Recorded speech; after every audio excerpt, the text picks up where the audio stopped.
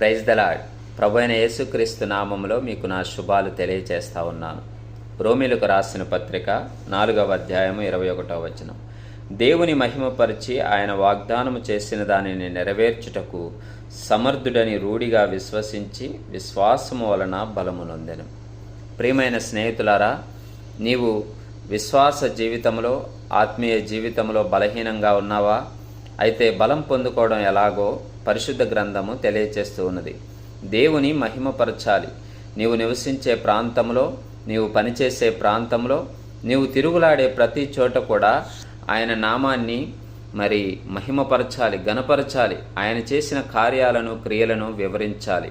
అలా వివరించి ప్రభు వాగ్దానం చేసిన దానిని చేయగల సమర్థుడు అని నీవు నమ్మగలిగితే నీవు ఆత్మీయ జీవితంలో బలం పొందుకుంటావు.